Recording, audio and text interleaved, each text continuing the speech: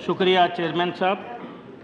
मैं शुरू करने से पहले ये तवक्को करता था उस तरफ बैठे हुए साथियों से, लेकिन आदित्यनाथ जी की तकरीर और अनुराग जी की तकरीर के बाद सारा हाउस ये समझ गया होगा साहब मजबूरी तौर पे सारे मुल्क हिंदुस्तान के अंदर और ख़ासकर इन्होंने लास्ट में रियासत जम्मू कश्मीर के बारे में भी जिक्र किया, लेकिन आज ये जो सारा कुछ हुआ है ये क्रेडिट तो आपको यूपीए फर्स्ट और यूपीए सेकंड को देना चाहिए, और ख़ासकर हमारे प्रधानमंत्री सरदार मनमोहन सिंह जी, गृह मंत्री, वजीर दाखिला, हमारी यूपीए की चेयरपर्सन, जिन्होंने गहा बगा रियासत जम्मू कश्मीर के अंदर राब्ता रखा और वहाँ की सरकार का उत्साह बढ़ाया और यहाँ से उनको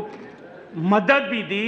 और आज सारे देश के अंदर मैं ये कहता हूँ कि नज़र ना लगे टच वुड, जो हालात रियासत जम्मू कश्मीर के अंदर आज पुरअमन हालात हैं।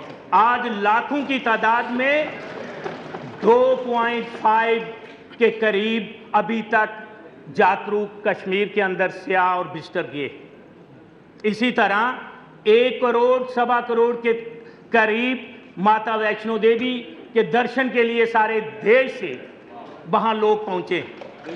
इसी तरह और रोज़ और इसी तरह आपने ये भी आंकड़े देखे कि अमरनाथ जी की यात्रा के लिए पिछली बार 6.5 लाख लोग वहाँ पहुँचे। मैं कोई मुकाबला नहीं करना चाहता, लेकिन ये 22 साल की 60 सदी सारे देश के लिए ये परेशानी बनी हुई थी कश्मीर की समस्या। तो मैं वहाँ के जवान साल चीफ मिनिस्टर को भी शाबाश देना चाहता हूँ कि वक्तन फ़क्तन बहुत सारी परेशानियों के बावजूद भी उन्होंने और मरकजी सरकार ने मिलकर ये कोशिश की और आज ये हालात बने हैं। लेकिन कोशिश की जा रही है, बहुत सारे ऐसी ताकतें हैं हमारे मुल्क के अंदर जो आज फिर वहाँ के हालात ख़राब करना चाहते हैं। बाहर वाले लोगों की बहुत ही कोशिश है, वो नहीं चाहते हमारा मुल्क आगे बढ़े, हमारे मुल्क की इतनी तेज़ तरक्की जारी रहे, यहाँ मुल्क के अंदर अमन शांति और भाईचारा कायम रहे। वो हर वक्त इस ताक में रहते हैं कि इस मुल्क की जगजहती सलामती और No, please, don't disturb him. Nothing. मुझे खुशी होती कि जब आप खड़े हुए Mr. अपनी Madan Lal, तकरीर के दौरान इस बात को उठाते और मैं उसका जवाब देता, क्योंकि ये no, बातें please sit सुनना down now. नहीं No, चाहते। please sit down. ये बातें ये सुनना नहीं चाहते, इसलिए ये इनको हजम नहीं होती, तब ये Honorable ऐसी members, बातें कह रहे हैं। what is इसलिए happening? Please ये sit down. हालात कब बने? चल बैठो आप। अभी बाहर ये Wait, hold on. आपको प्रधानमंत्री को Nothing will go on record, please. मुबारकबाद करनी चाहिए थी। साथी परेशान किस लिए हो गए? ये अच्छी बात, अच्छे हालात और वहाँ की Please sit down. ये और आपको तीन आप बैठिए। इसलिए मैं ये समझता हूँ Well, हमारे देश के प्रधानमंत्री सरदार मनमोहन सिंह जी Honorable सरदार member, हैं, Mr. Bajwa, ये उनके बारे में please sit अच्छा down सुन now. के राजू नहीं। Please. एक बात तो पहले सर ये है कि मैं कोई ऐसी बात नहीं कर पाया, मैं पंजाबी आदमी हूँ, इनकी भाषा मैं भी बोल सकता See, हूँ। honorable अगर आप members, इजाजत देंगे if you ताकि continue इनको this, समझ आ I will जाए कि request honorable मैं कोई minister गलत to बात नहीं reply. कह रहा। लेकिन ये प्रधानमंत्री जी के कारनामों को अच्छा नहीं समझते, इनको चेड़ा आ गई, तो मैं उसको उन लफ्ज़ को वापस नहीं ले सकता हूँ। सरदार हमारे सर के ताज हैं, वो देश के प्रधानमंत्री हैं, वो हम और वो एक हैं, इनको पता नहीं क्या समझ नहीं आई। इसके साथ सर मैं No, don't disturb him, please. Kashmir के हालात तब अच्छे हुए जब हमारे प्रधानमंत्री जी ने रिकंस्ट्रक्शन प्रोग्राम के तहत 24,000 करोड़ रुपया रियासत जम्मू कश्मीर को दिया, जो मुख्तलिफ सेक्टर के अंदर खर्च हुआ और लोगों को एहसास हुआ कि नहीं, हम विकास चाहते हैं, अमन चाहते हैं, शांति चाहते हैं और हम आगे बढ़ना चाहते हैं। और कश्मीर के लोगों ने ये बात समझ के वहाँ अमन लाने की कोशिश की। यहाँ हमारी मरकजी सरकार का भरपूर तावन हमें मिला। ایک بات یہ میں کہنا چاہتا ہوں، اس کے ساتھ اب بھی انوراگ جی نے ایک بات کہہ دی کے بعد اس کے ساتھ انہوں نے کشمیر، جموں اور لداخ کی بات انہیں انوراگ جی نے کہا کہ امتیاز کی سرکاروں کے وقت وہ کمیاں رہی ہوں گی، لیکن میں مبارک دینا چاہتا ہوں اپنی مرکزی سرکار کو، یو پی اے سیکنڈ کو، جنہوں نے یہ بات سمجھی اور وہاں ایک ڈیلیگیشن، آل پارٹی ڈیلیگیشن گیا، اس کے بعد انہوں نے جموں اور کشمیر کے لیے اسپیشل ٹاسک فورس کے تحت 250 کروڑ روپیہ لداخ، کرگل اور جموں کے لیے بھی دیا۔ آپ ان لوگوں کے ساتھ جو ایک کمی رہ گئی تھی اس کو بھی دور کیا۔ یہ باتیں جو صحیح ہیں سننی چاہیے۔ میں وہاں رہتا ہوں، ہم نے 22 سال کتنی مشکل میں گزارے ہیں، آج اچھے دن آئے ہیں تو ان کو خوشی ہونی چاہیے کہ سارے دیش میں امن ہونا چاہیے، چاہے وہ نارتھ ایسٹ کی بات ہے، ماؤسٹ ملیٹنٹوں کی بات ہے، یا کشمیر کے ملیٹنٹوں کی بات ہے۔ تو میں دوسری بات کہنا چاہتا ہوں کہ 2-3 یہاں تک ہی نہیں، اسپیشل ٹاسک فورس کے تحت ہی پیسہ نہیں دیا گیا، وہاں کی ان امپلائمنٹ دور کرنے کے لیے انڈسٹریل پیکیج بھی دیا گیا۔ یہاں 8000 نوجوان جو ریاست جموں کشمیر کے ہیں جن کو فائدہ ہوگا اور جن کو بھائی تکلیف کیا آپ کو، بیٹھا رہا Please don't disturb. آپ کو تکلیف کیا ہو رہی ہے بتاؤ؟ آپ کے کوئی خلاف بات ہو رہی ہے؟ میں اپنی اسٹیٹ کی بات کر رہا ہوں جو مرکزی سرکار نے کیا ہے، اور ہمیں یہاں کہنا ہے اپنی سرکار کا دھنیہ واد نہیں کریں۔ تو اپنے وقت میں بولنا تھا، بولنا نہیں آیا آپ کو؟ No, please, you sit down, please. Don't disturb him further. آپ کو کوسنا نہیں آیا آپ کو؟ شرما جی، اور میرے میں انٹرپشن کر رہے ہو آپ لوگ، انٹرپٹ کرتے ہو۔ آپ کو تو بھائی صاحب ہم نے کچھ کہہ نہیں رہے، yeah, please address to the chair. Honorable member, you address to the chair. Nothing is going on record. یہ اپنی پارٹی کی اور اسٹیٹ کی نمائندگی کرنے آئے تو تیاری کے ساتھ اور آنکڑوں کے ساتھ آنا چاہیے تھا، پنجاب کی ترجمانی کرنی چاہیے تھی، وہ تو کرنا آئی نہیں۔ اب اگر ہمیں جو مرکزی سرکار نے دیا ہے وہاں کے حالات ٹھیک ہوئے ہیں، وہاں امن اور امان ہے، شانتی ہے، سارے ہاؤس کو میں بدھائی بھی دینا چاہتا ہوں، اور یہ سب دعا کریں ریاست جموں کشمیر اسی طرح امن رہے، بات شانتی رہے، سارے دیش کے لوگ اس خوبصورت وادی کو دیکھنے جائیں، وہاں کے نظاروں کو دیکھنے جائیں جو 20-22 برسوں سے وہ نہیں دیکھ پائے۔ اس کے ساتھ ساتھ میں سر 2-3 پوائنٹ ہیں جیسے انیشیٹو انہوں نے پہلے لیے ہیں۔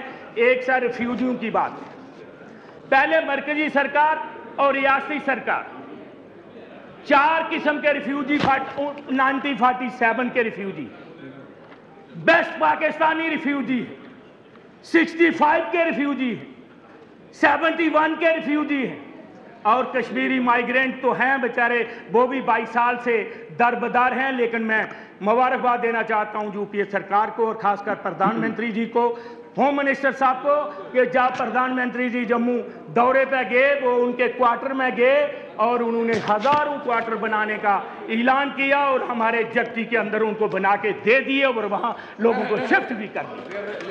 یہ میرے جتنے ناب جی کہہ رہے تھے کہ ان کے لیے کوئی اقدامات نہیں، لیکن کمیاں ہیں، ان کو اور دور کرنے کی ضرورت ہے۔ یہ میں مانگ کرتا ہوں ہوم منسٹر صاحب سے کہ اور بھی ان کی طرف دھیان دینا چاہیے، اور ایک ایسی کمیٹی بنانی چاہیے سینٹر کے کچھ افسر، ان کے جوائنٹ سیکرٹری رینک کا اور ہمارے وہاں ریونیو سیکرٹری کو، تاکہ یہ 60 برسوں سے یہ ایک پریشانی نہ مرکز سمجھ پایا ہے نہ ریاستی سرکار جو بھی وقت کی ہو وہ سمجھا پائی کہ یہ ہے۔ 1947 کے ریفیوجیوں کو ون ٹائم سیٹلمنٹ ان کی ہو جانی چاہیے۔ بیسٹ پاکستانی ریفیوجی کوئی زیادہ تعداد میں نہیں ہے، وہ چیئرمین صاحب کوئی 9-10 ہزار فیملی ہے، ان کو وہاں نہ وہ اسٹیٹ سبجیکٹ ملتا ہے، نہ نوکری ملتی ہے، نہ زمین خرید سکتے ہیں، نہ وہ ووٹ ڈال سکتے ہیں، پنچایت میں نہیں، اسمبلی میں نہیں، صرف پارلیمنٹ میں مکانی۔ اس لیے ان کا بھی اتنا بڑا دیش ہے، اپنے ہی دیش کے اندر، حالانکہ جو لوگ وہاں چلے گئے پرلی طرف پاکستان، ان کے حقوق یہاں محفوظ ہیں، لیکن جو وہاں سے آگے جو ریاست ہمارے ملک کے باقی حصوں میں بسے ان کو ساری رعایتیں سہولتیں مل گئی لیکن ان کو نہیں ملی، ایک ان کی بات ہے۔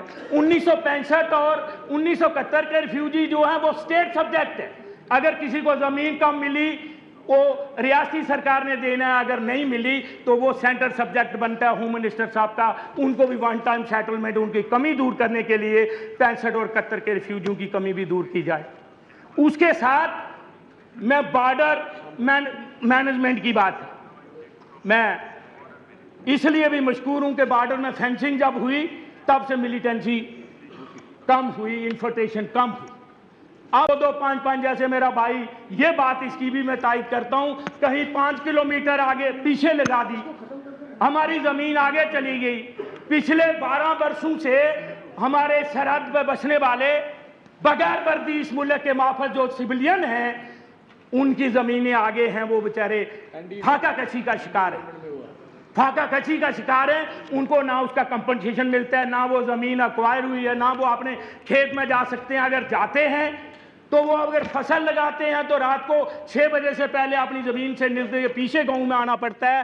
وہ لوگ اپنے وہاں جنگلی جانور ان کی فصل تباہ اور برباد کر دیتے ہیں، ان کو کوئی فائدہ نہیں۔ اس لیے جہاں تو مرکزی سرکار ہدایت کرے فوجی آرمی کو کہ وہ زمین پرماننٹ ایکوائر کر لی جائے، لوگوں کو اس کا کمپنسیشن مل رہا جائے، جہاں زیرو لائن پہ کچھ ایریا میں ہماری وہ فینسنگ ہوئی ہے وہ چلی جائے تاکہ سرحد پہ۔ اور دوسرا، اگر جناب پاکستان کی طرف سے کئی بار بزدلانہ حرکت ہوتی ہے، وہاں وہ ان پر وہ فائرنگ کر دیتے ہیں، لوگوں کی کھیتوں میں پڑتے ہیں، سکول ہسپتال اور گاؤں میں پڑتے ہیں گولے، تو کیا ہوتا ہے کہ ان کی فصلیں تباہ ہو جاتی ہیں۔ میں کہوں گا کہ مرکزی سرکار کو یہ بھی انیشیٹو لے کے یہاں ہم لیس کر رہے ہیں اپنی فوج کو، اپنی پیراملٹری فورسز کو، وہاں سرحد پہ بسنے والے سویلین کو بھی اتنا مضبوط اور طاقتور بنائیں اور لوگوں کے فصلوں کی، جان کی، مال کا بیمہ کروا دیا جائے تاکہ لوگ ڈٹ کے ایک تو مائیگریشن شہروں کی طرف نہ ہو اور سرحد بھی محفوظ رہے۔ وہ اپنے بہادر فوجیوں کے ساتھ، پیراملٹری فوجیوں کے ساتھ کندھے سے کندھا ملا کے وہ وہاں رہے، اور اس سے ہمارے بھارت کی شان اور بھارت بھی محفوظ رہے گا، سرحدیں بھی محفوظ رہیں گی۔ جو میں یہ کہنا چاہتا ہوں، ایک دوسرا پیراملٹری فورسز جو ہے اس کا ایک مسئلہ ہے، میں ہوم منسٹر صاحب سے پرارتھنا کرنا چاہتا ہوں، وہ سب سے لمبی سروس کر کے ریٹائر ہوتے ہیں، ان کو ایک سروس مین کا درجہ فوجیوں کی طرح نہیں ہے، 58 سال 60 سال کی ایج میں وہ ریٹائر ہوتے ہیں۔